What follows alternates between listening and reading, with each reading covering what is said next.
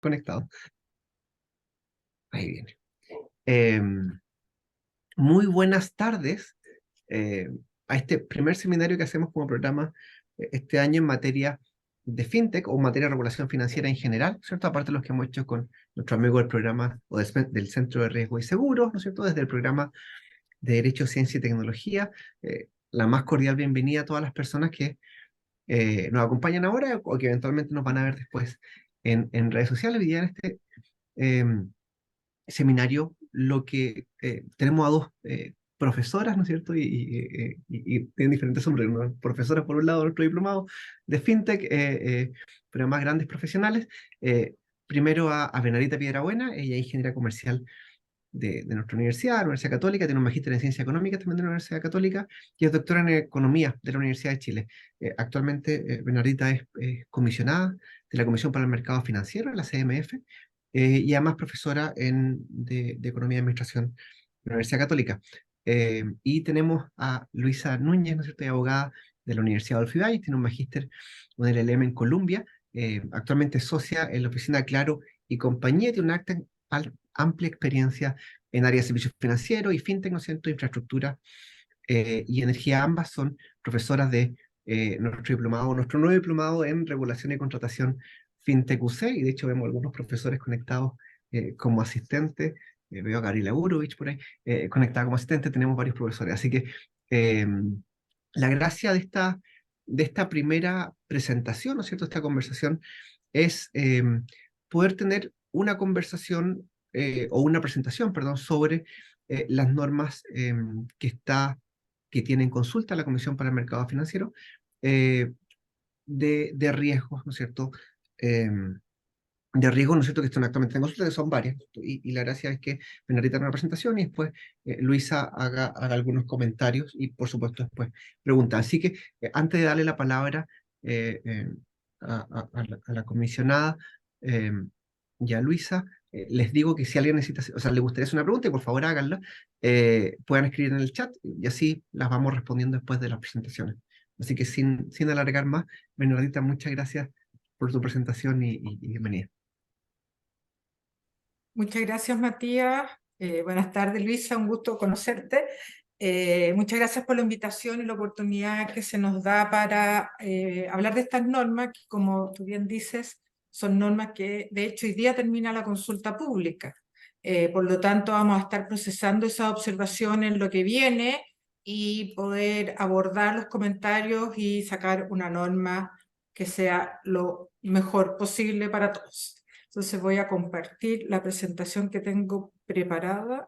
Espera un minuto. ¿Ahí se ve la presentación? Sí, se ve perfecto.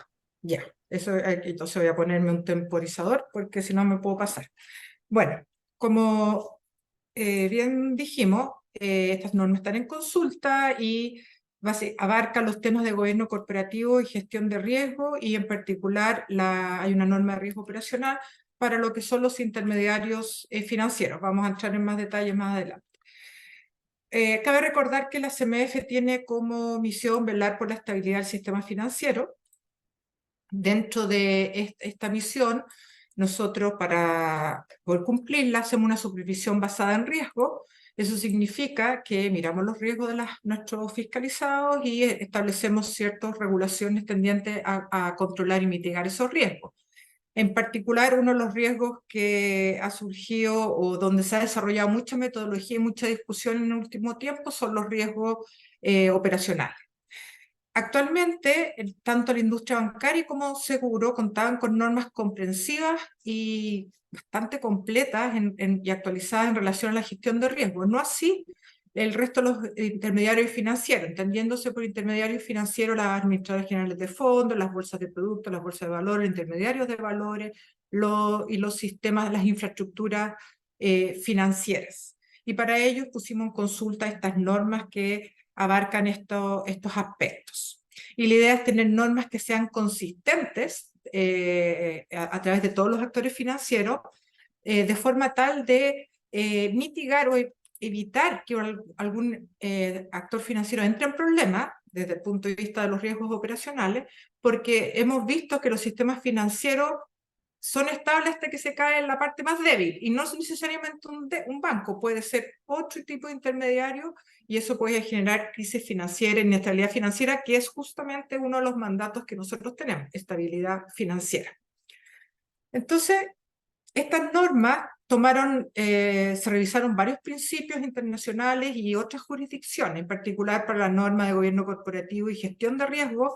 Se miraron los estándares o lineamientos que dicta COSO, ISO, IOSCO, la OCDE, o la OECD en inglés, y para la norma de riesgo operacional se tomaron los principios y discusiones que están en el Comité de Basilea, en IOSCO, en la IAS, en el BIS, en el G7. O sea, se revisó bastante literatura y además se miró la experiencia en otras jurisdicciones para ambos tipos de normas. Este es un mapa que muestra qué hacen estas normas. Estas normas, hay normas nuevas, que serían las que están en color azul, hay normas que se actualizan, las que están en color celeste, y hay normas que se derogan, las que están en color gris. Y hay otras normas en color blanco que siguen estando vigentes. Y la idea era fortalecer las exigencias en materia de gobierno corporativo y gestión de riesgo. Entonces, una de las normas de la cual más me voy a explayar es la norma de riesgo operacional, que es una norma transversal que no existía con ese nivel de detalle para todo lo que nosotros llamamos intermediarios financieros. No quiero hablar de valores, porque no todo lo que aquí es valor, pero son intermediarios financieros. Como dije, son las bolsas, los intermediarios de valores propiamente tal, las administradoras generales de fondos, el DCB, nuestra ley, los sistemas de compensación y liquidación. También se emiten normas nuevas en relación al gobierno corporativo y la gestión integral de riesgo para las bolsas de productos de valores y para las infraestructuras financieras. Y se actualizan estas normas de gobierno corporativo y gestión de riesgo para las AGF y los intermediarios. Este es un resumen a grandes rasgos de lo que hacen estas normas. Y por supuesto se derogan la circular 1939 y la circular 2020, que establecían criterios o requisitos para riesgo operacional y reporte de incidente en el caso del DCB y los sistemas de compensación, y se reemplaza por esta norma que es transversal. En temas, en ámbitos de la norma de gobierno corporativo y gestión integral de riesgo, hay aspectos comunes que presentan estas normas. Son 4 normas de gestión de riesgo dependiendo de los tipos de intermediarios, porque hay aspectos que se les piden a uno y no a otros, dado su tamaño, su complejidad y importancia en el sistema financiero. Pero hay factores comunes, y uno de los factores comunes es que estas normas establecen, y queda muy claro, así como la norma de banco y de seguro, el rol que tiene el directorio o el organismo o el órgano de administración equivalente, en cuanto que es el responsable último de la buena gestión de los riesgos. Y es este órgano, el directorio, el que tiene que implementar una estructura organizacional, un gobierno corporativo, con políticas y procedimientos adecuados al nivel de riesgo que enfrenta esta entidad. En este gobierno corporativo es fundamental la función de riesgo y la función de auditoría, y es lo que se conoce como las 3 líneas de defensa. Y vamos a ver que las normas las normas tal cual fueron puestas en consulta establecen criterios de proporcionalidad en cuanto a estas 2 funciones. Y algo fundamental en cualquier gestión de riesgo, la identificación de los riesgos, y aquí la metodología es la matriz de riesgo, con los riesgos, entonces los riesgos inherentes, los controles, el ambiente de control y los riesgos residuales, y cuál es el apetito por riesgo de la administración en relación a estos riesgos residuales. Eso compone el core de estas normas. En este cuadro se muestran los elementos de proporcionalidad que se introdujeron en estas normas que están en consulta pública. Y, por ejemplo, en todos los casos se establece que el comité de riesgo es obligatorio. No obstante, el comité de riesgo de auditoría establece en algunos casos que deberá estar integrado por un director. En otros casos habla del comité de lavado de activos, financiamiento del terrorismo y de liquidez. Obviamente los procedimientos de gestión de riesgo tienen que ser adecuados para el volumen y complejidad de las actividades que mantiene la entidad. se permite, en el caso de la función de auditoría interna, y dependiendo obviamente de la complejidad de la institución y los riesgos que enfrenta o está expuesta, dada el tamaño, complejidad, otros parámetros, que esta función pueda ser delegada al holding. O sea, si es una entidad que es parte, una filial de un holding, puede tener esta función en el holding, pero velando o evitando los conflictos de intereses que se puedan suscitar. Lo mismo con la función de riesgo. Entonces, ahí está el elemento de proporcionalidad. No necesariamente la función de riesgo de auditoría tiene que estar dentro de la entidad, puede estar en el holding, pero sí es importante velar por estas tres líneas de defensa. Y lo más importante aquí es que la unidad o el departamento, la gerencia, la persona de gestión de riesgo sea, sí es importante, eso sí, que sean independientes de las áreas tomadoras de riesgo, tanto la auditoría como la gestión de riesgo, y que sea independiente la gestión de riesgo de la auditoría. En cuanto a la norma de riesgo operacional, como les dije, esta es una norma transversal que aplica a todos estos intermediarios que ya le nombré, y en algunos casos hay elementos específicos para algunos de estos intermediarios de acuerdo a la naturaleza de la actividad que desarrolla. Esta norma de riesgo operacional, la propuesta contempla que debe haber un marco regulatorio integrado para la industria, es transversal para todos los actores, un marco de gestión integral del riesgo, para la evaluación del riesgo, y otro aspecto importante, y que vamos a entrar en más detalles, como es el reporte de incidentes.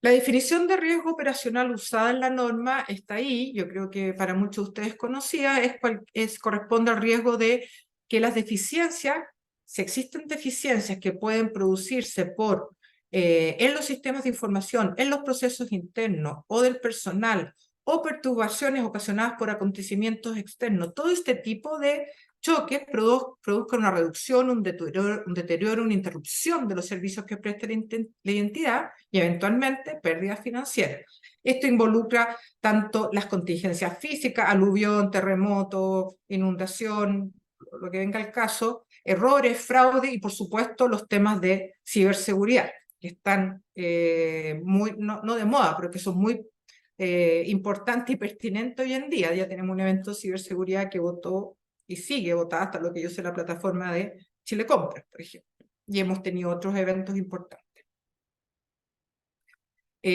Perdón, hice un pequeño desajuste. Voy rápido. Apreté el botón equivocado. Aquí.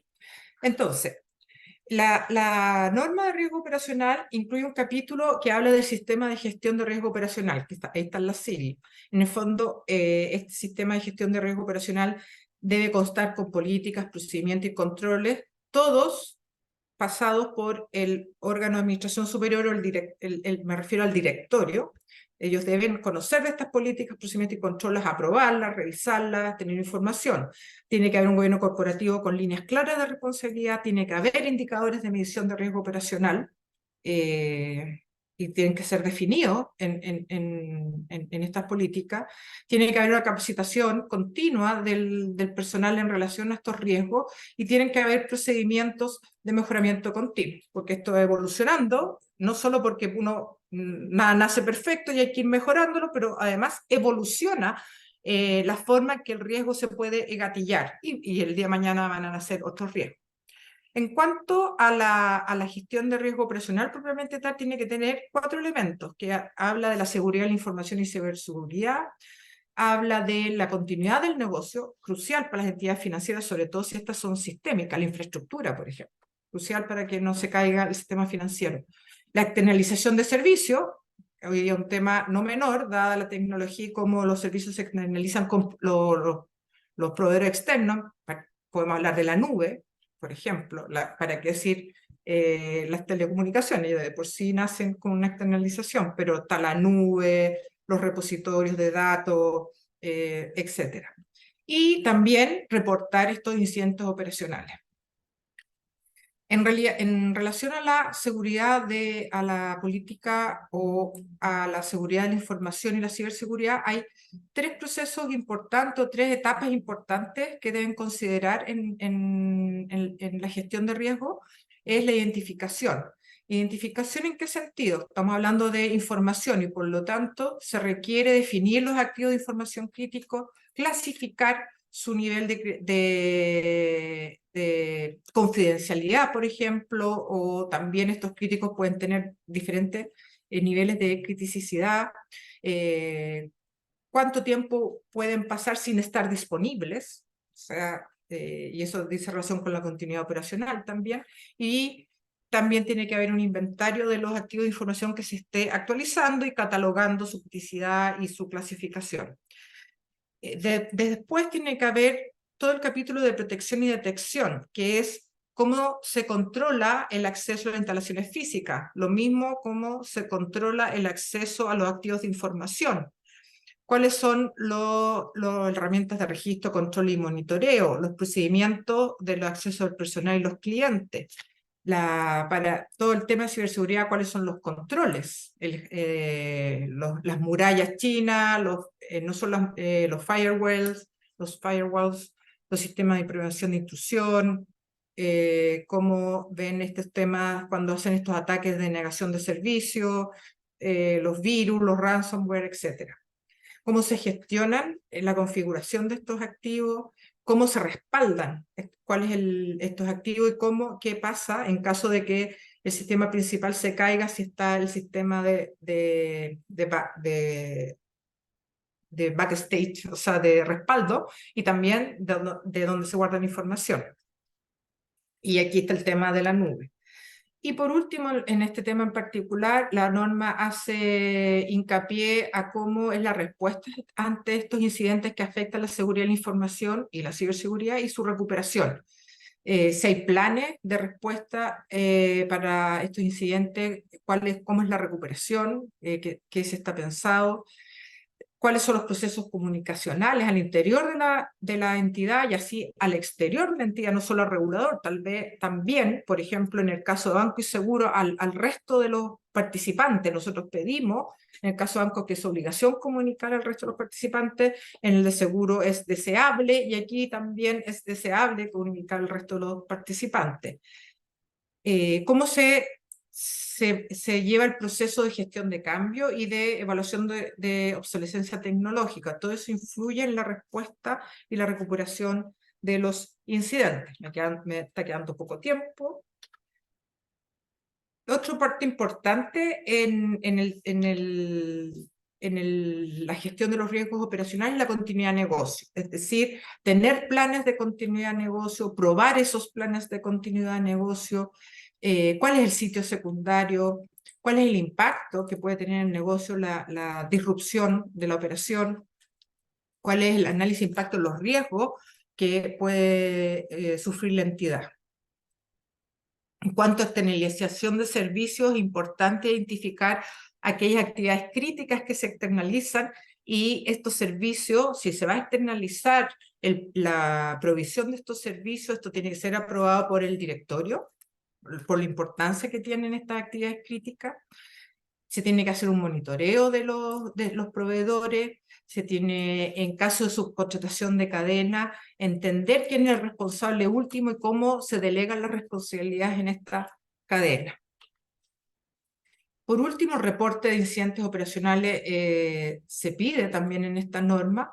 Se establecen ciertos periodos máximos de reporte de incidentes operacionales. Para aquellos críticos se establecen los 30 minutos.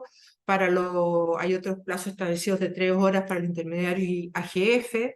Esto se tiene que dar a conocer al directorio. El directorio tiene que estar enterado de lo que está pasando en la organización, en particular con estos incidentes de continuidad operacional. Se debe registrar los daños que producen estos incidentes operacionales, en particular porque en la supervisión basada en riesgo, el banco, el seguro y en los que se consideran sistémicos establece un cargo de capital cuando así sea pertinente para cubrir posibles pérdidas por estos daños. Entonces es importante mantener un registro de estos eventos cuando sea pertinente exigir patrimonio para estos casos, como el caso de las infraestructuras, en particular el DCB, por ejemplo. Bancos lo tenemos, seguro se quiere avanzar hacia eso. Y se piden que establezcan criterios para el registro de estas pérdidas. En la misma norma en un anexo está cómo se deben reportar los incidentes, con qué tipo de información. Esto dice relación también lo que está ocurriendo hoy día en el Congreso con el reporte de incidentes de ciberseguridad a lo que sería en el futuro la Agencia Nacional de Ciberseguridad. Entonces aquí nosotros nos estamos adelantando y hemos sido adelantados en esta materia en cuanto a lo que es banco y compañías de seguro y emisores y operadores de tarjeta y cooperativas de ahorro y crédito.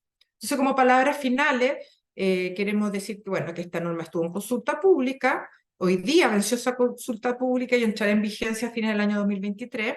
En los próximos meses publicaremos la norma para los intermediarios de instrumentos financieros, que están bajo el marco de la ley FinTech, donde también se pide temas de gobierno corporativo y gestión de riesgo, muy importante.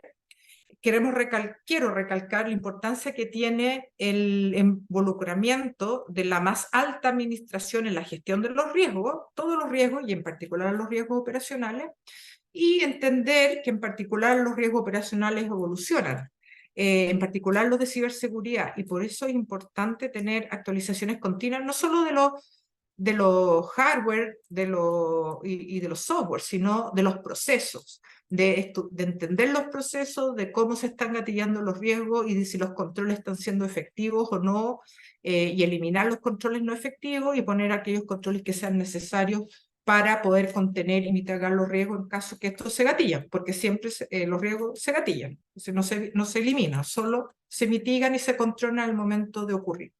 Bien rápido para poder dar paso a los comentarios que siguen. Gracias. Muchísimas gracias, Bernardita. Y creo que yo tengo como 5 preguntas como interesantes más que la norma del mercado, ¿no? Que yo creo que ahí va a ser una respuesta, pero muchas gracias por la presentación. Luisa, ya he hecho presentación, pero por favor, tus comentarios sería fantástico. Sí, bueno, primero agradecer la invitación a la Facultad de la Católica y también a Bernardita por compartir también esta sesión. Bueno, básicamente mi presentación es muy resumida porque estoy apuntando específicamente a efectuar comentarios respecto de estas distintas normas que fueron puestas en consultas por la Comisión, sin perjuicio de presentar un par de comentarios generales que creo que son transversales a todas las normas. Personalmente tengo un mayor foco de comentarios en lo que es la norma de gobierno corporativo y gestión integral de riesgo de las bolsas de valores. Voy a proyectar ahora, si me permiten, un segundo.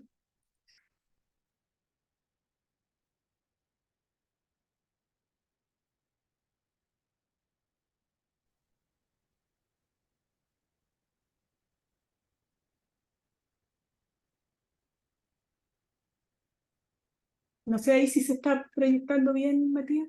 Perfecto. Perfecto, muchas gracias. Bueno, en primer término, yo solamente destacar, sobre todo en el caso de las bolsas, que creo que estas normas vienen a regular expresamente un ámbito en el cual había un vacío normativo, ¿ya? Y creo que si uno lo compara específicamente con otros actores del mercado financiero, específicamente bancos, depósitos de valores, emisores y operadores de tarjetas, donde desde siempre han existido normas que se han ocupado en general del riesgo en sus distintas dimensiones. Específicamente para mí es muy decidor el hecho de ver esta compilación de normas a propósito de las bolsas de valores y en el caso de los intermediarios de valores la norma relativa a la gestión integral del riesgo, aunque ya habían en un par de circulares ya habían aspectos que estaban que se exigen en materia de riesgo a los corredores. Obviamente esto yo desde la perspectiva legal lo considero que es consecuencia del mandato legal que la ley 21.521, la ley FinTech, le dio a la CMF en esta materia. Pero para mí eso hay un punto muy relevante en lo que dice relación especialmente con las bolsas de valores. En segundo lugar, como comentario transversal, algo que también ya mencionó, según pude ver en la presentación de Bernardita, dejar plasmado el rol del directorio de la entidad fiscalizada como el responsable último de todo del control en general, de la fiscalización y definición de los distintos planes de gestión de riesgo.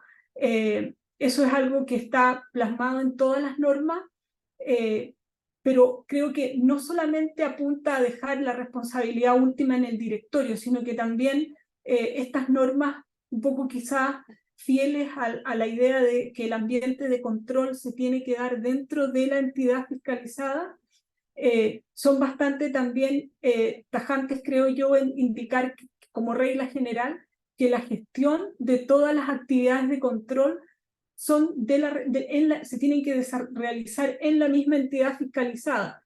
Aquí solo destacar cómo las normas establecen expresamente que estas actividades de control deben ser siempre ejecutadas por personal de la entidad fiscalizada.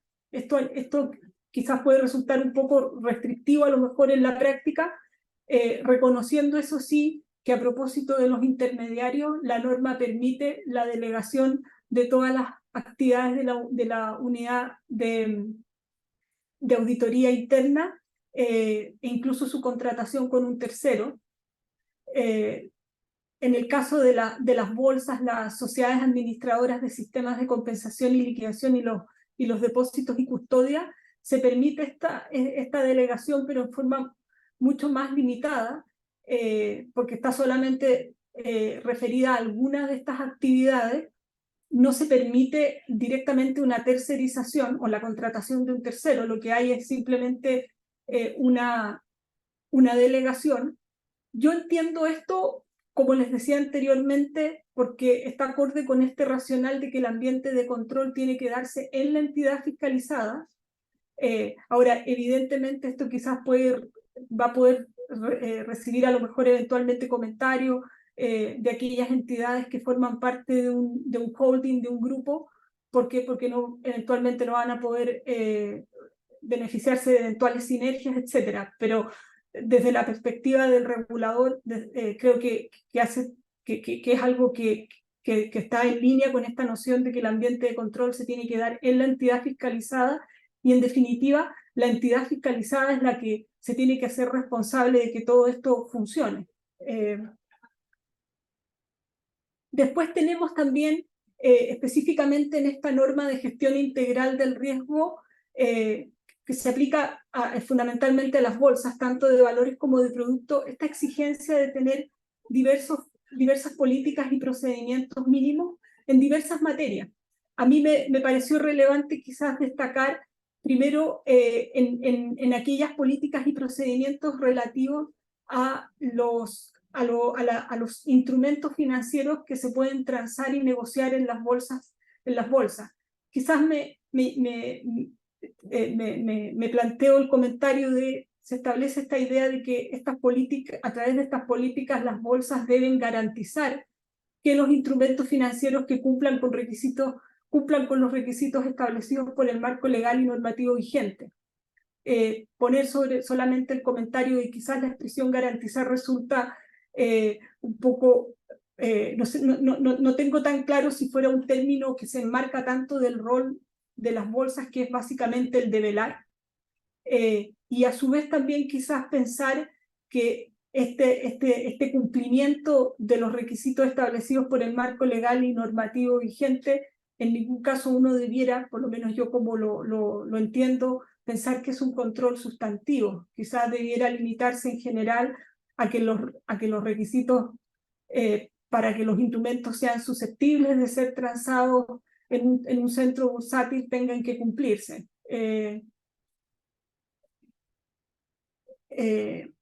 También contempla la necesidad de tener políticas en inversión en instrumentos financieros.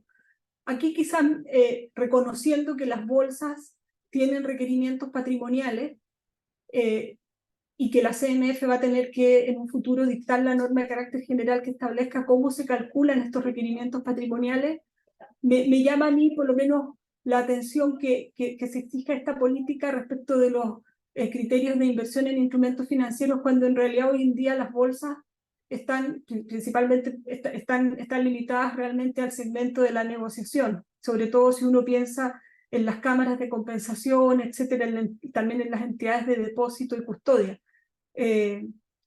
Quizás también esto va a haber que que analizarlo después en el contexto también cuando salga la norma de carácter general relativa a cómo se calcula el requerimiento patrimonial de las bolsas, que hasta la fecha, que actualmente no está en la norma. Esto fue una modificación de la ley FinTech.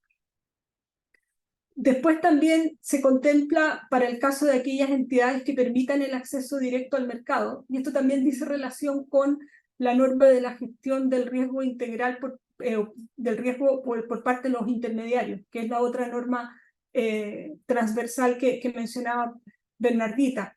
Se está estableciendo que para el caso de aquellos centros bursátiles que permitan acceso directo al mercado por los clientes de los corredores, algo que obviamente no es nuevo, ya nosotros en general en las bolsas ya estaba la figura del operador directo y de los ruteadores, pero aquí ya vamos a tener que ver políticas y procedimientos específicos relativos al tema. Destacar que en todos ellos, por lo menos mi lectura de la norma que está en consulta, se mantiene este principio rector de que el que intermedia en la bolsa es realmente el corredor y de que la responsabilidad en la transacción la tiene el corredor. Creo que eso queda muy claro, sigue siendo así. En el caso de la CCLB también, cuando hay acceso directo a los clientes de los agentes liquidadores, pero sí destaco que no obstante ello sí se le está exigiendo a las bolsas establecer estándares mínimos de idoneidad y solvencia financiera para los clientes con acceso directo al mercado.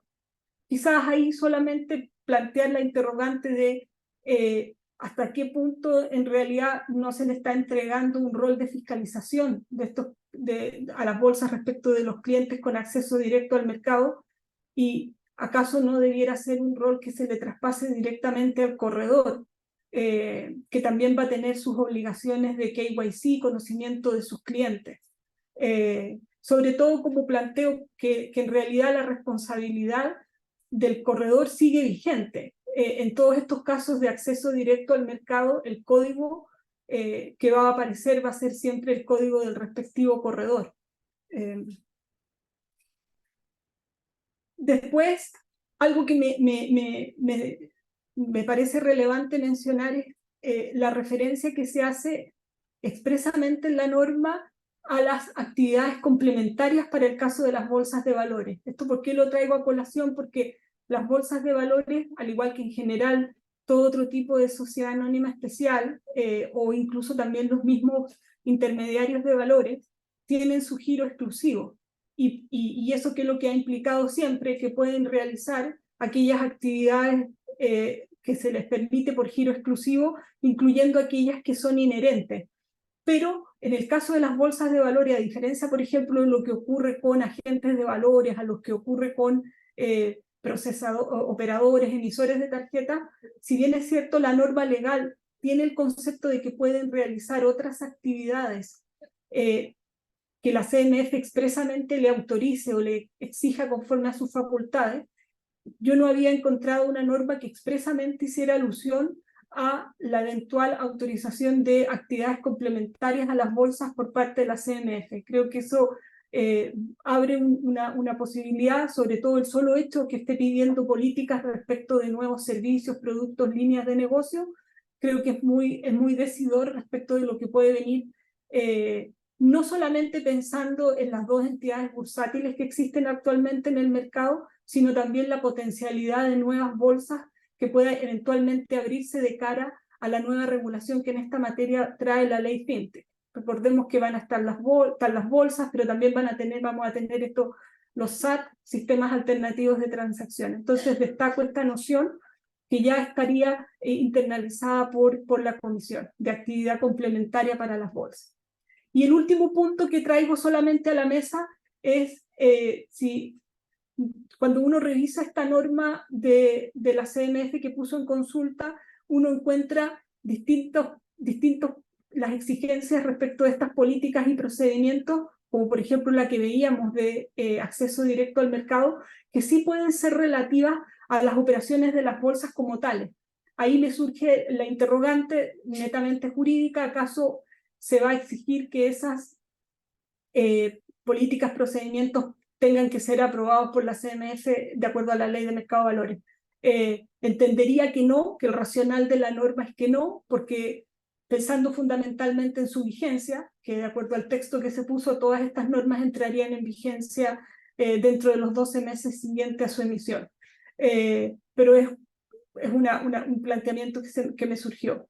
Eso sería solamente destacar que creo que va a ser muy bueno tener todas estas normas ya transversales aplicables a los distintos actores del mercado financiero, que de uno u otro modo tenemos normas que ya empiezan a homologarse y a ser muy similares a las que ya existen para los bancos, emisores de tarjetas, operadores, etcétera.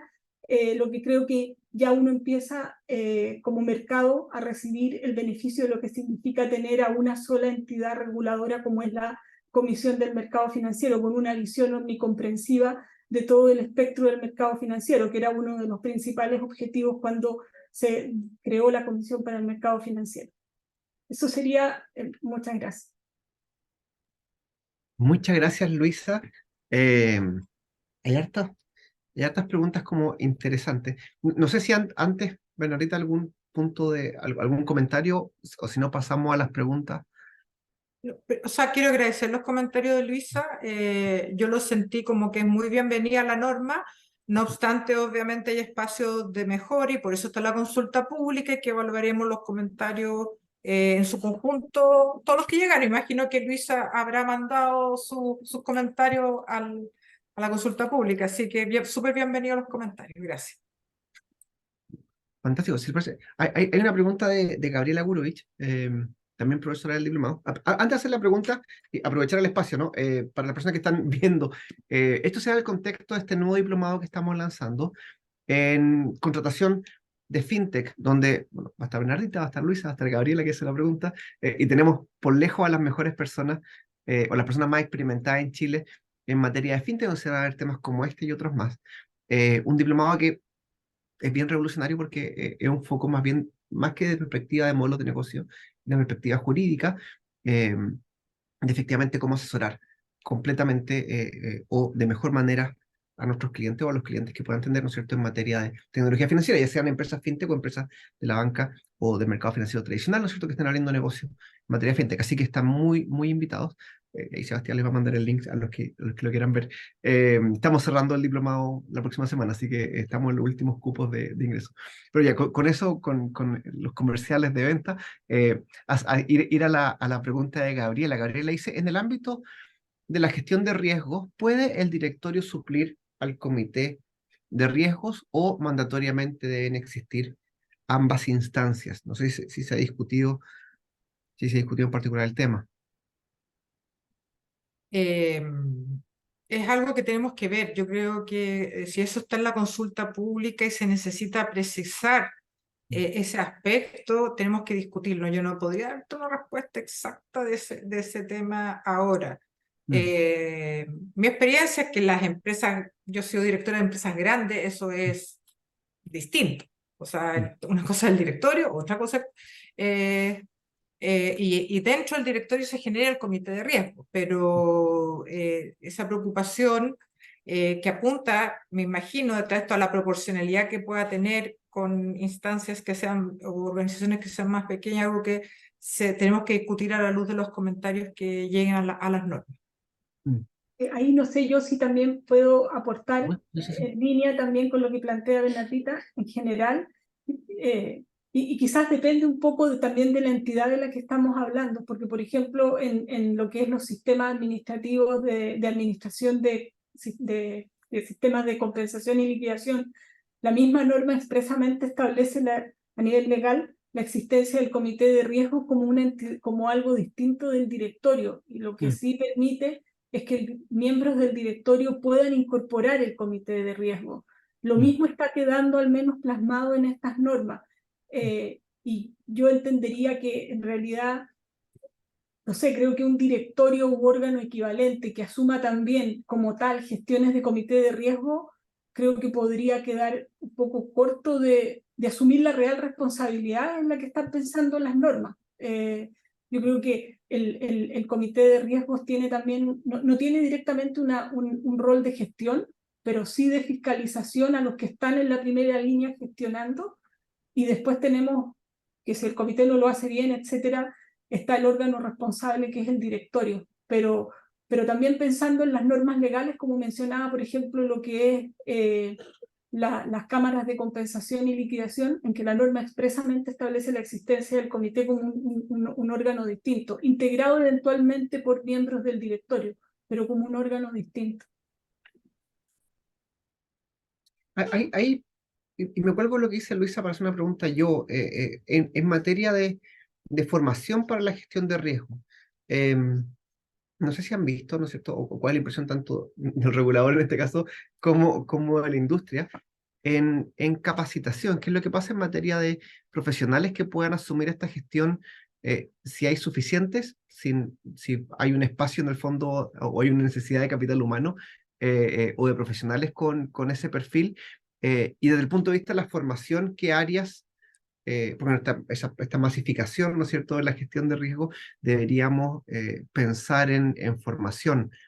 Eh, en el fondo, cómo se va a absorber esta demanda, si es que es suficiente, ¿no es cierto?, y cómo poder mejorar desde la formación esta demanda de profesionales en gestión de riesgo. Nuestra experiencia muestra que existen profesionales dedicados a la gestión de riesgo Sí. En general. Mm. Y la metodología ha avanzado mucho, está disponible al que quiere estudiarla y aplicarla, etc. Donde sí vemos una brecha en cuanto a oferta laboral es los temas de ciberseguridad. Ahí el mercado todavía está tight, o sea, apretado, donde hay mucha demanda y hay pocos profesionales especializados en ese tema. Yo creo que eso se va a ir relajando, esa restricción, porque donde está la necesidad se van quedando los profesionales. Pero el tema de ciberseguridad, la parte técnica, donde vemos brechas y escasez de profesionales. No en cómo tú estableces el gobierno corporativo, los procesos, los controles, pero es entender cuáles son los controles efectivos, qué se tiene que hacer en caso de un evento de ciberseguridad, cómo se monitorea el ciberespacio y los eventos cibernéticos. Ahí, en ese aspecto, donde observamos brechas, pero no en cuanto a aplicar una metodología de procesos, controles, etc. Sí. Es que hago la pregunta porque dentro de las normas que son, o sea, de normas que yo conozco, se parece mucho a la 27001 de seguridad de la información, ¿no es cierto?, donde dice levantar activos digitales. Es un trabajo que también, claro, enfocado desde más bien informático, ¿no? Levantar activos digitales es un gran desafío para instituciones que tengan más de X cantidad de años. No se puede demorar un buen par de años en ser capaz de levantar los activos digitales. Me tocó parte del proceso aquí en la universidad y nos demoramos, no sé si realmente se terminó el trabajo, pero llevo mucho tiempo haciendo el levantamiento. Somos equipo un banco, una institución financiera puede ser como complicado. No sé si Luisa, tienes como alguna, o han visto esto.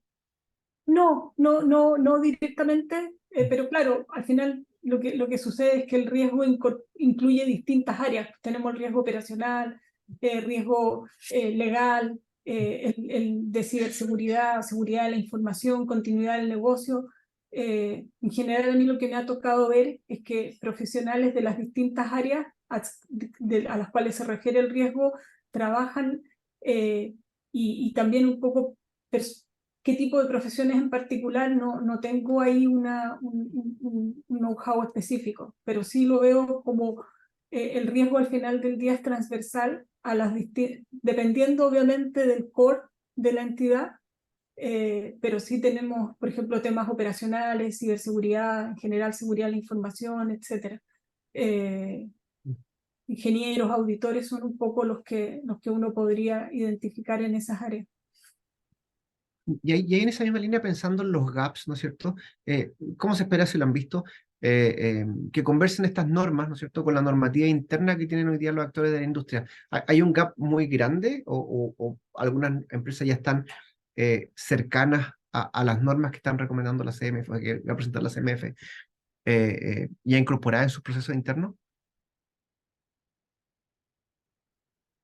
O sea, el panorama es variopinto, Mm, hay de todo, o sea, hay instituciones que ya más o menos vemos que incorporan algunos de los aspectos de la norma, otros completamente, otros algunos, otras que están al debe, no hay una respuesta única, es claro, no, pues. variopinto, hay de todo. Mm, Exacto.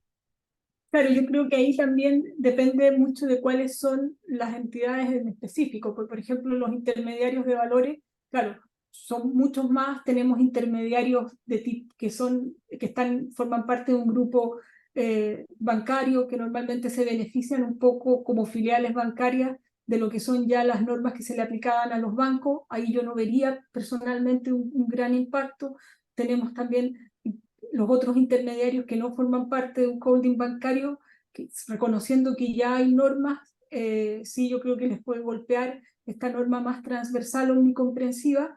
En el caso de lo que son, por ejemplo, la Cámara, la CCLB, que es un sistema de administración de cámara de compensación y liquidación, ellos ya tienen un set de normas que en gran parte ya está reflejado aquí. Y las bolsas, bueno, aquella bolsa que ya califique como entidad de infraestructura de mercado, yo creo que ya recibía unas exigencias en la práctica, y también pueden haber entidades que ya tengan certificaciones ISO. Yo entendería que las certificaciones ISO también constituyen ya un punto de partida importante. Ese sería mi aporte en este punto. Sí, o sea, de hecho, muy cercano, o sea, muy cercana al menos a las normas que muestran en la 27001, ¿no es cierto? Que es como bastante estándar, bastante tardan de la empresa. Y ahí, pensando en desafíos, pensando particularmente en la fintech, ¿no es cierto? Porque las fintech en general tienden a ser empresas de repente mucho más chiquititas, ¿no es cierto? Con menos cantidad de gente. Algunas, por supuesto, han crecido mucho y han podido adaptarse. Y si bien la norma habla de una aplicación a- adaptativa, ¿no es cierto?, a la complejidad del negocio, eh, ¿hay algún desafío especial para las fintech? Porque no solamente crear esta estructura, sino que además tal vez incorporar procesos que no tienen para nada. No sé si, cómo ven esa diferencia, porque claro, distinto en un banco que una empresa que pueda ser más chica, pero que tenga alto nivel de procesamiento de o sea, alto nivel de procesamiento de valores o lo que sea. Como las fintech no están en nuestro perímetro regulatorio, recién van a formar parte del perímetro regulatorio, no tenemos ese panorama. Mm, Uno tiene anécdotas o conversaciones no muy formales de cómo llevan las cosas, pero así una supervisión o una visión exacta de cómo están haciendo los procesos no lo tenemos porque no están de nuestro perímetro regulatorio, no ha sido parte de nuestras conversaciones en detalle con las fintech. Nosotros o sea, apoyamos la ley, ahora estamos en la norma, estamos entendiendo los modelos de negocio, hay algunos que se entienden más, que son más comunes, hay más documentos, más información, otros que se entienden menos, pero ya el nivel de detalle de si tienen levantados los procesos, si tienen las 3 líneas de defensa, es algo que justamente ahora vamos a poder visualizar producto de que las vamos a empezar a regular. La experiencia anecdótica, claro, no tiene que cuando nacieron, o cuando yo recién empecé a estudiar el tema de la fintech, allá el año 2014, sí, que me tengo que acordar la fecha, el tiempo pasa y no se olvida. La impresión que uno tenía es que eran bien artesanales, mm, la mayoría de ellas, no todas, y se preocupaba, pero hoy en día yo creo que han progresado, o sea, ya es otro el mundo en estos últimos casi 10 años, otra la dinámica que han incorporado, entonces nos vamos a encontrar, yo creo, con empresas con mayor desarrollo de gobierno corporativo y gestión de riesgo. Ahora, ¿qué nivel? No lo sé, eso es lo que tenemos que ver cuando empecemos ese proceso. claro. Claro, ahí yo solo acotar que, claro, las fintech van recién a comenzar a estar dentro como fintech en el perímetro regulatorio, y ahí la misma ley Yo he estado participando en las mesas consultivas de la CMF y claro, la ley establece que van a tener que cumplir con los estándares también de gestión de riesgo que la misma CMF les dicte. Yo creo que ahí va a ser vital cómo se va a aplicar el principio de la proporcionalidad que tiene la ley FinTech, de forma tal de no asfixiar a algunas que puedan ser muy pequeñas, etcétera, este adecuado balance que va a tener que ver en la oportunidad del desarrollo versus la seguridad que tenga que existir al mercado financiero. Quizás ahí acotar que uno debiera en principio pensar que las fintech en un principio no debieran poner un riesgo sistémico, ¿ya? Pero obviamente va a ser algo que va a ir bien, va a tener que verse paulatinamente. Y creo que ahí, claro, la CMF está en este desafío de sacar las normas. Me da la impresión de que ese va a ser un punto relevante, porque sí está la obligación legal de que van a tener que cumplir con estándares que establezca la CMF en materias de riesgo.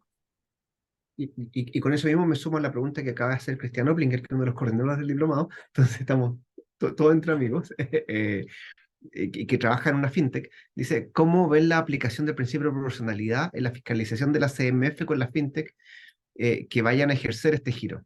No sé si han pensado estándares o parametrización del principio de proporcionalidad o algo todavía a desarrollar. Es algo a desarrollar, efectivamente. De hecho, en esta materia, la norma de gobierno corporativo y riesgo operacional pertinente a la gente es una norma que estamos trabajando y que esperamos poner en consulta pública durante el próximo mes.